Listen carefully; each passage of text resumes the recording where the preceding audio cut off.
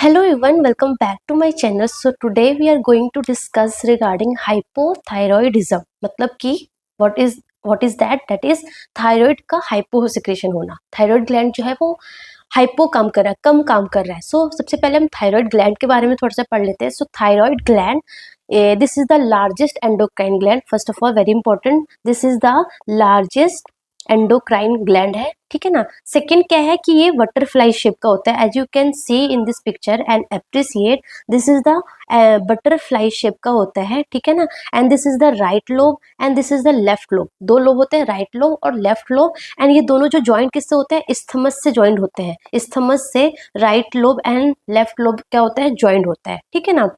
जो कि हमारे एंटीरियरली नेक के अराउंड होता है, जस्ट बिलो द लैरिंग्स. लैरिंग्स के जस्ट बिलो होते हैं, ठीक है, हमारा thyroid gland. Right lobe and left lobe isthmus से जॉइंट होता है, ठीक है ना. अगर हम उसका बोले कि कहाँ से कहाँ तक होता है, सो C5 to T1 वर्टिब्रे के बीच में होता है, ठीक है ना. सो ये हमारा थायराइड ग्लैंड था. अगर हम इसकी ब्लड सप्लाई की बात करें कि कौन कौन सी आर्टरी इसको ब्लड सप्लाई करती है, सो superior thyroid and inferior thyroid artery जो है ना, see this is the superior thyroid artery. यहाँ से आ रही है, यस यहाँ से आ रही है हमारे सुपीरियर थायराइड आर्टरी जो कि सप्लाई कर रही है. एंड नीचे से हमारा इंफीरियर थायराइड आर्टरी आ रही है जो कि हमारे थायराइड ग्लैंड को ब्लड सप्लाई करती है. एंड यू नो कि जो थायराइड ग्लैंड को ना बहुत ज़्यादा ही अमाउंट में ब्लड सप्लाई चाहिए, इवन द लीवर से भी ज़्यादा. So like maximum blood supply यहाँ पे होती है. बहुत वस्कुलर ऑर्गन है हमारा ये थायराइड ग्लैंड, ठीक है ना. सो ये तो हमारा ब्लड सप्लाई करती है, आर्टेरियल सप्लाई. वीनस ब्लड कहाँ पे ड्रेन होती है, हमारा superior, inferior and middle thyroid vein में. This is the middle superior and inferior thyroid vein में ये सारा ब्लड ड्रेन होके हमारा वेना कवा में चली जाती है, ठीक है ना. अगर हम बात करें कि नर्व सप्लाई की, blood supply, venous supply and nerve supply. So nerve supply में हमारा रिकरेंट लैरिंजियल नर्व है ना, रिकरेंट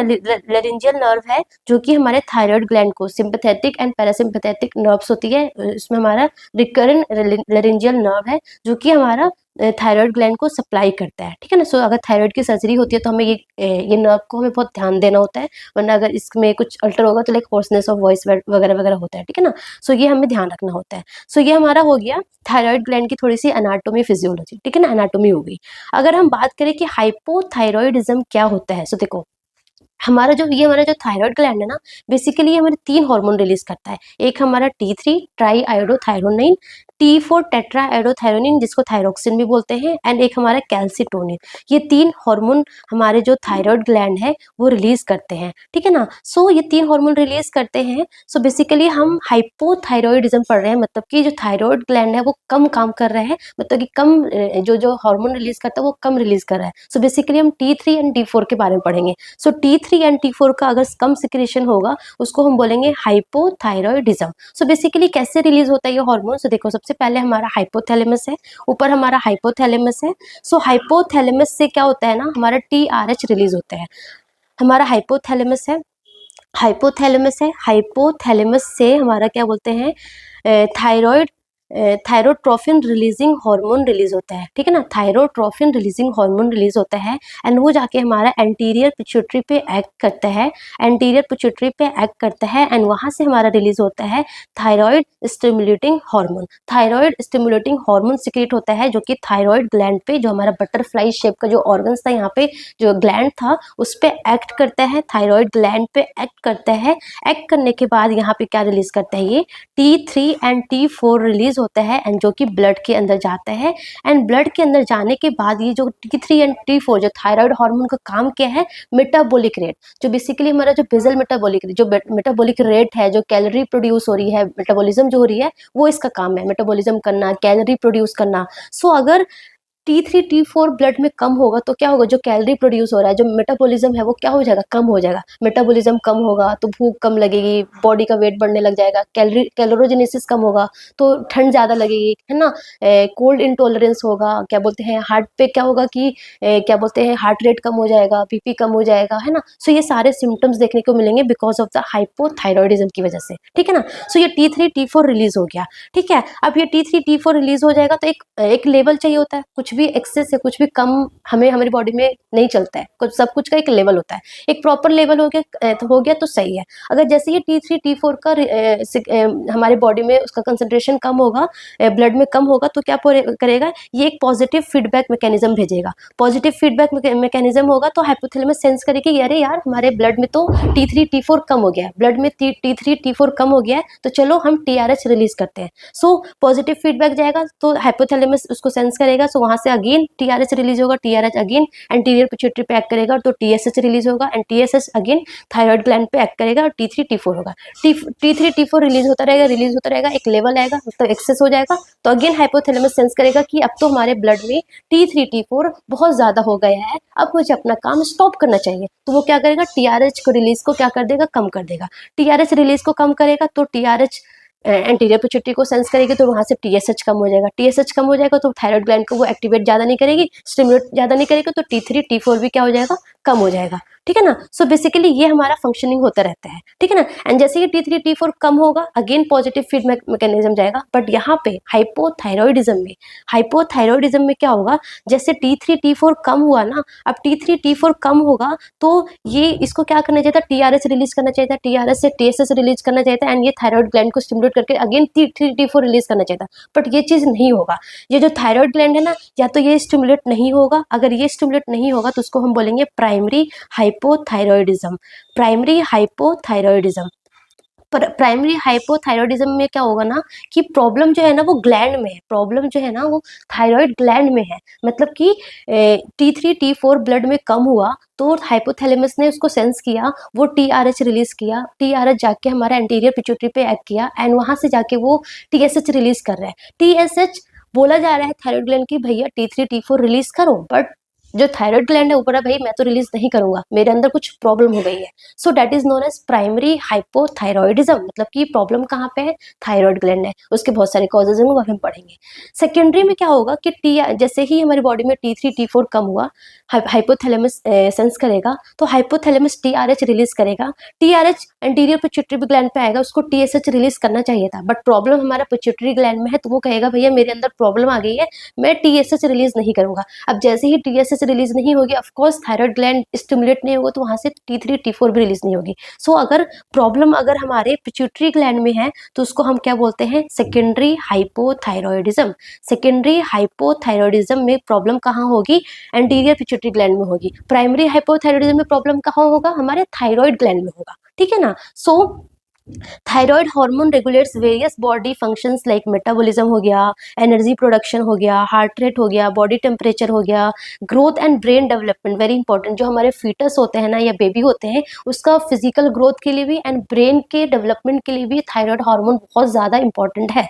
तो अगर उनमें हाइपोथायरॉयडिज्म होगा तो लाइक ग्रोथ रिटार्डेशन होगा, ब्रेन का ग्रोथ अच्छे से नहीं होगा। ठीक है ना। सो ये सारा होगा। ठीक है ना। कैसे रिलीज होगा ये मैंने आपको बता दिया। एंड हाइपोथायरॉयडिज्म क्या होता है, result from the sub optimal level of thyroid hormone. जो थायराइड हार्मोन का एक नॉर्मल लेवल चाहिए उससे कम है, तो उसको बोलेंगे हाइपोथायरॉयडिज्म। सो या तो प्राइमरी हो सकता है या तो सेकेंडरी हो सकता है। प्राइमरी में मैंने क्या बोला कि प्रॉब्लम कहाँ पे हुआ, ग्लैंड पे प्रॉब्लम है, ग्लैंड माल फंक्शनिंग है, ग्लैंड में प्रॉब्लम हो रखा है। सो थायराइड ग्लैंड में प्रॉब्लम है, सो T4 कम होगा, क्योंकि थायराइड ग्लैंड क्या रिलीज करता है, T3 एंड T4। सो यहाँ पे T3 भी कम होगा, T3 भी कम होगा और T4 भी कम होगा। But very very important, TSH ज्यादा रहेगा। क्यों ज्यादा रहेगा, क्योंकि TSH कहाँ से प्रोड्यूस हो रहा है, TSH हमारे एंटीरियर पिट्यूटरी ग्लैंड से प्रोड्यूस हो रहा है। सो TSH तो रिलीज होया जा रहा है, TSH रिलीज हो रहा है, एंड ये थायराइड ग्लैंड पे एक्ट कर रहा है, बोल रहा है कि भैया रिलीज करो T3 T4। बट प्रॉब्लम है थायराइड ग्लैंड में, तो थायराइड ग्लैंड बोल रहा है कि मेरे अंदर प्रॉब्लम है,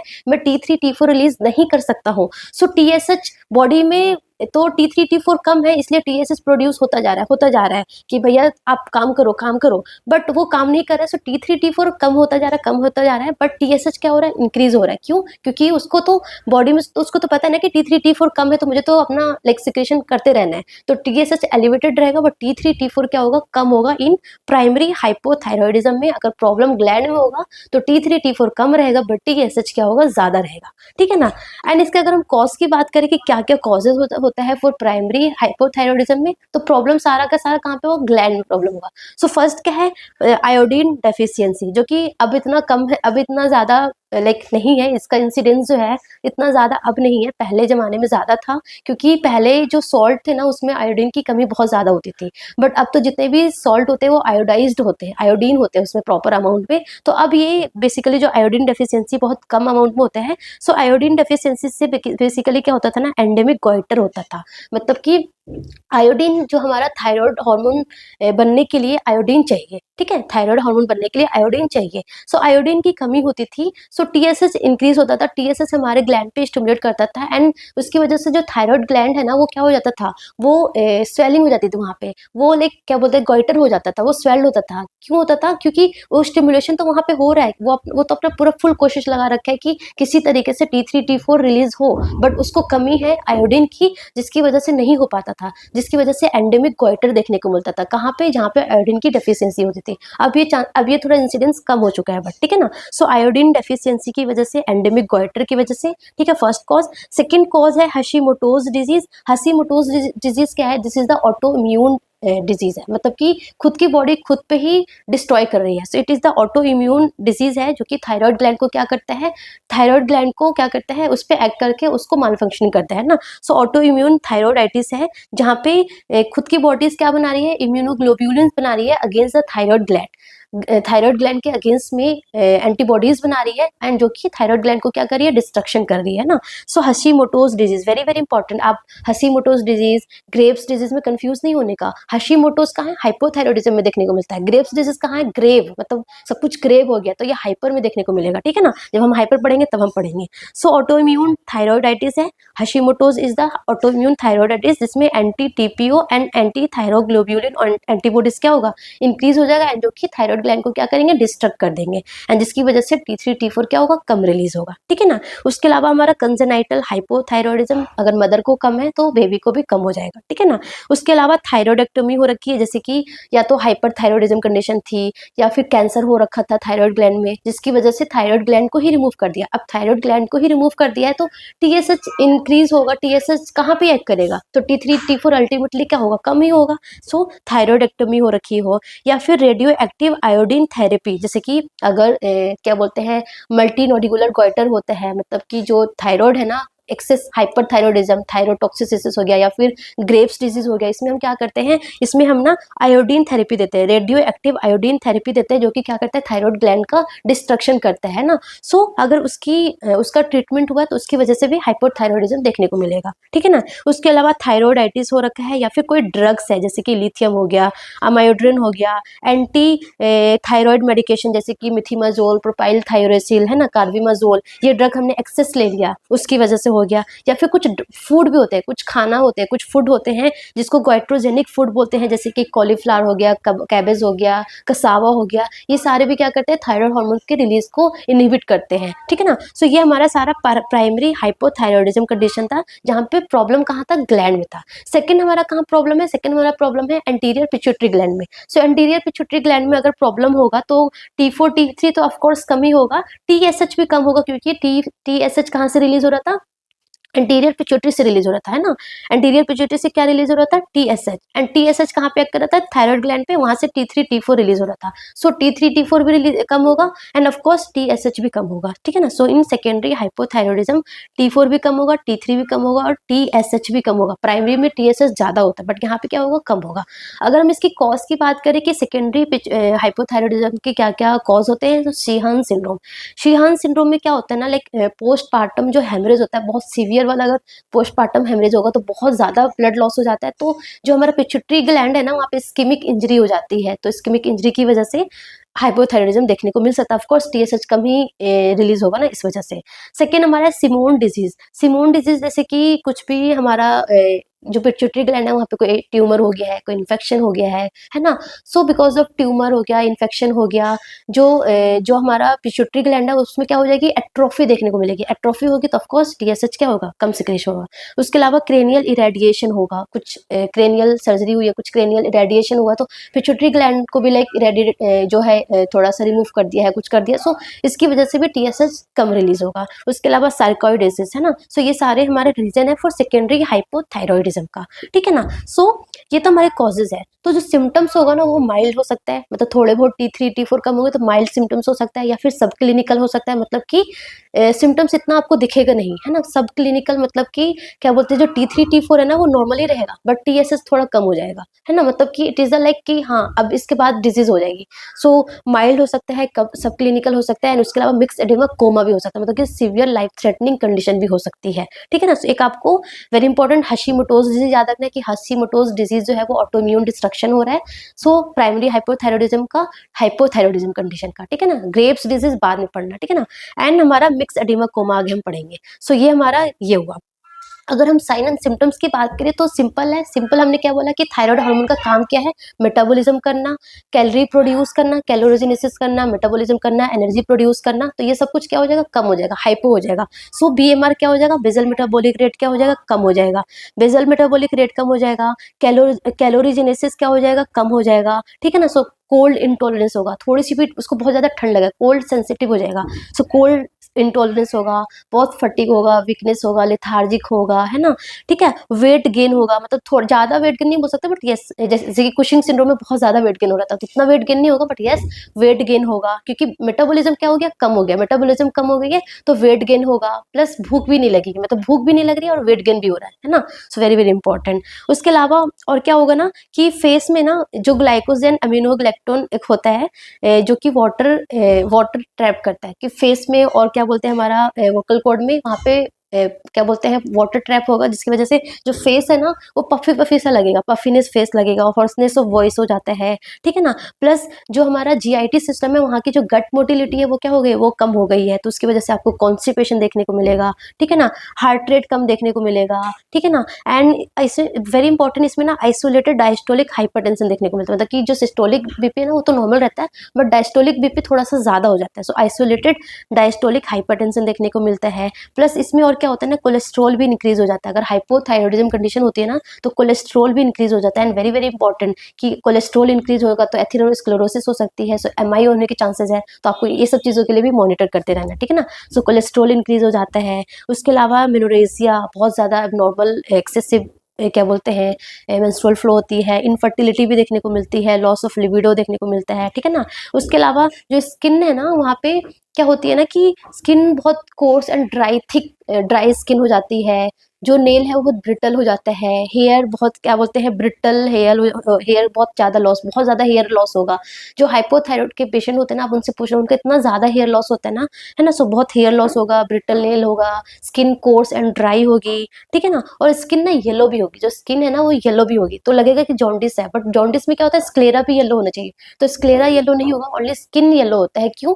क्योंकि जो बीटा कैरोटीन है ना वो विटामिन ए में कन्वर्ट होता है, तो ये कौन करता है, ये T4 करता है। सो T4 ही कम है तो विटामिन ए में कन्वर्ट नहीं हो पाएगा, सो बीटा कैरोटीन ज्यादा होगा, उसकी वजह से स्किन ना येलो सी लगेगी, ठीक है ना।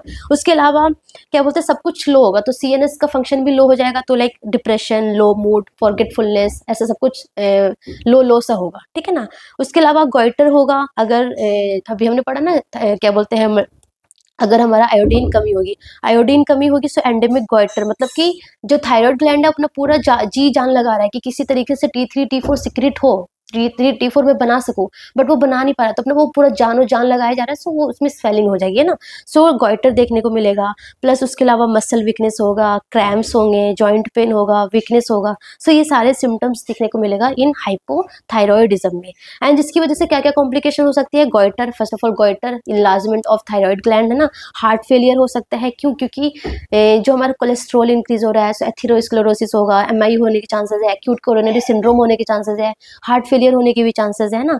पेरिफेरल न्यूरोपैथी भी होता है इसमें, इनफर्टिलिटी होने के चांसेस है, क्योंकि ऑफ कोर्स ये हमारे क्या बोलते हैं मेंस्ट्रुअल साइकिल को भी अफेक्ट करता है। सो इनफर्टिलिटी हो गया, बर्थ डिफेक्ट्स देखने को मिलते हैं, अगर क्या बोल मदर अगर प्रेग्नेंट है एंड उसमें बहुत ज्यादा सीवियर हाइपोथायरॉयडिज्म है, सो बर्थ डिफेक्ट देखने को मिलते हैं, ठीक है। एंड उसके अलावा एक हमारा myxoedema coma, very very important, this is something very very important, ये बहुत ज्यादा इंपॉर्टेंट वाला हमारा कॉम्प्लिकेशन है, मिक्स एडिमा कोमा, मतलब कि कोमा स्टेज हो जाएगा, मतलब कि this is very very rare and life threatening condition, मतलब कि इसमें जो है T3 T4 बहुत ही ज्यादा कम हो गया है, मतलब कि बहुत ही ज्यादा कम हो गया, मतलब कि वो पेशेंट है वो ऑलरेडी हाइपोथायरॉयडिज्म का था, ठीक है ना, या तो उसने प्रॉपर मेडिसिन नहीं लिया, है ना, मेडिसिन छोड़ दिया होगा उसने, या फिर वो ऑलरेडी हाइपोथायरॉयडिज्म था, मेडिसिन भले ही वो ले रहा था, but because of any precipitating factor, जैसे कि उसको कोई इन्फेक्शन हो गया है या फिर कोई सिस्टमिक डिजीज हो गई है, या फिर उसने कोई सेडेटिव्स, ओपियोइड्स या फिर कुछ एनाल्जेसिक्स एजेंट्स यूज कर लिया है, एंड बिकॉज ऑफ दैट जो मेटाबॉलिज्म है और वो और ज़्यादा कम हो गई है, जो ठीक है ना, सो वो और कम हो गई है, जिसकी वजह से मेटाबॉलिज्म बहुत ज़्यादा कम हो जाएगा, कैलोरीजेनेसिस बहुत ही ज़्यादा कम हो जाएगा। सो क्या होगा, हाइपोथर्मिया और अनकॉन्शियस स्टेज हो सकती है in myxoedema coma. As the name suggest, coma मतलब कि कोमा स्टेज में जा सकता है ना। So this is the rare life threatening condition, decompensated state of hypothyroidism in which patient is hypothermic and unconscious, ठीक है ना, precipitated by infection, systemic disease और यूज ऑफ सेडेटिव्स और ओपियोइड्स और एनाल्जेसिक एजेंट्स, वो एक प्रेसिपिटेटिंग फैक्टर होता है। ठीक है, क्या क्या सिम्टम्स होगा अभी मैंने बताया, मतलब काइंड ऑफ अनकॉन्शियस हो जाएगा, हाइपोथर्मिया होगा, सिवियर हाइपोथर्मिया होगा, ठीक है ना। So like Altered mental status हो जाएगा, क्योंकि एक बॉडी टेम्परेचर मेंटेन चाहिए ना हमारे ब्रेन को फंक्शन होने के लिए। सो अल्टर्ड मेंटल स्टेटस होगा, हाइपोथर्मिया, सब कुछ कम कम होगा, हाइपोटेंशन होगा, बहुत बीपी कम हो जाएगा, हाइपोग्लाइसीमिया होगा, हाइपोवेंटिलेशन हो जाएगा, क्योंकि अच्छे से सांस भी नहीं ले पाएगा ना। ठीक है, हाइपोनेट्रीमिया होगा, डिक्रीज कॉग्निटिव स्टेटस, लिथार्जिक होगा, सोमनोलेंस, इवन कोमा और कार्डियोवास्कुलर कोलैप्स भी हो सकता है। And this is very very life threatening condition, जिसमें हमें आईवी इंट्रावीनस हमें T3 T4 देने की जरूरत पड़ जाती है। ठीक है ना, सो आगे मैनेजमेंट में पढ़ेंगे। सो ये हमारा मिक्स एडिमा कोमा होता है, very important complication of hypothyroidism. ठीक है ना, सो एक आपको हाशिमोटोज डिजीज याद करना है, एक हमारा मिक्स एडिमा कोमा, ये कहाँ है, हाइपोथायरॉयडिज्म में। ठीक है ना, ये मैं क्यों बार बार बोल रही हूँ, क्योंकि ना हाइपरथायरॉयडिज्म में भी ऐसे आएगा ग्रेव्स डिजीज, तो आप कंफ्यूज मत होना, ग्रेव्स भी ऑटो इम्यून ही है, बट हाइपरथायरॉयडिज्म है, और हशीमोटोज भी ऑटो इम्यून ही है, बट ये हमारा हाइपोथायरॉयडिज्म में है। ठीक है ना, सो ये आपको इंपॉर्टेंट याद रखना है।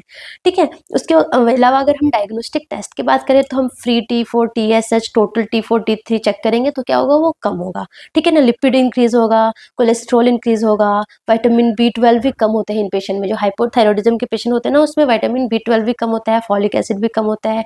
ठीक है ना, और जो एंटी TP और TZ क्या होगा, अगर हशीमोटोज डिजीज होगा, जैसे हमने पढ़ा ना अभी, प्राइमरी हाइपोथायरॉयडिज्म में हशीमोटोज डिजीज, जो कि ऑटोइम्यून थायरॉयडाइटिस है, जिसमें एंटी टीपी और एंटी थायरोग्लोब्यूलिन एंटीबॉडीज बन रहे हैं, जो कि थायरॉयड ग्लैंड को डिस्ट्रक्ट कर रहा है, डिस्ट्रक्शन कर रहा है, तो जिसकी वजह से एंटी टीपी और एंटी टीजी क्या होगा, एलिवेटेड होगा। ठीक है ना, उसके अलावा USG करके हम गोइटर चेक कर सकते हैं, MRI हेड कर सकते हैं इन सेकेंडरी हाइपोथायरॉयडिज्म में। ठीक है ना, सो प्राइमरी हाइपोथायरॉयडिज्म में हमारा T3 T4 कम रहेगा और TSH क्या होगा, एलिवेटेड होगा।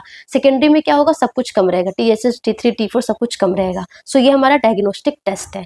कमिंग टू मैनेजमेंट पार्ट, की मैनेजमेंट कैसे करना है। So of course T3 T4 basically कम हो रहा है बॉडी में, ब्लड में, जिसकी वजह से ये सारे लाइक मेटाबॉलिज्म कम हो रहा है, सब कुछ कम कम हो रहा है। तो हमें क्या देना है, हमें T3 T4 ही बाहर से सप्लाई करना है। सो हम क्या देते हैं, हम लीवोथायरोक्सिन देते हैं। हम क्या देते हैं, लीवोथायरोक्सिन टैबलेट होता है, टैबलेट के फॉर्म में ये आता है लीवोथायरोक्सिन। ठीक है ना, जो कि कैसे दिया जाता है, बिफोर ब्रेकफास्ट दिया जाता है, वेरी वेरी इंपॉर्टेंट है ना, बिफोर ब्रेकफास्ट दिया जाता है फॉर बेटर एब्जॉर्प्शन। हम बिफोर ब्रेकफास्ट देते हैं, एंड लाइक इसका जो डोज है वो 1.6 माइक्रोग्राम पर केजी पर डे के अकॉर्डिंग दिया जाता है। ठीक है ना, माइक्रोग्राम में होता है, वेरी वेरी इंपॉर्टेंट, mg में नहीं होता है, माइक्रोग्राम में होता है। ठीक है ना, सो हम लीवोथायरोक्सिन देंगे, जो कि हमने हार्मोन्स दे दिया। सेकेंडली हमें लाइफस्टाइल चेंजेस करवाना है, पेशेंट को प्रॉपर स्लीप बोलना है, प्रॉपर स्लीप लेना है, आपको ज़्यादा टेंशन नहीं लेनी है, ज़्यादा स्ट्रेस नहीं लेना है। ठीक है, एक आपको फिजिकल एक्टिव रहना है, क्योंकि यहाँ पे लिपिड भी बन रहा है, लिपिड इंक्रीज हो रहा है ना, लिपिड इंक्रीज हो रहा है, कोलेस्ट्रॉल इंक्रीज हो रहा है। ठीक है ना, कोलेस्ट्रॉल इंक्रीज हो रहा है, सो एथेरोस्क्लेरोसिस, MI वगैरह के चांसेस है, तो प्रॉपर लाइफस्टाइल चेंजेस करना है। हाई आयोडीन डाइट देना है, क्योंकि आयोडीन ज़रूरत है हमारे थायराइड हार्मोन को बनने के लिए, सो हाई आयोडीन डाइट देनी है। ठीक है ना, fluid and fibre rich diet देना है, क्यों, क्योंकि कॉन्स्टिपेशन भी होता है, so fluid and fibre rich diet देना है। प्लस स्किन भी बहुत ड्राई होती है, so fluid and fibre rich diet देनी है। वार्म इन्वायरमेंट रखना है, क्योंकि कोल्ड इंटॉलरेंस हो रहा है ना, कोल्ड इंटॉलरेंस हो रहा है, सो हमें जो इन्वायरमेंट है हमें वार्म रखना है, क्योंकि हाइपोथर्मिया नहीं होना चाहिए, सो हाइपोथर्मिया से प्रिवेंट करने के लिए।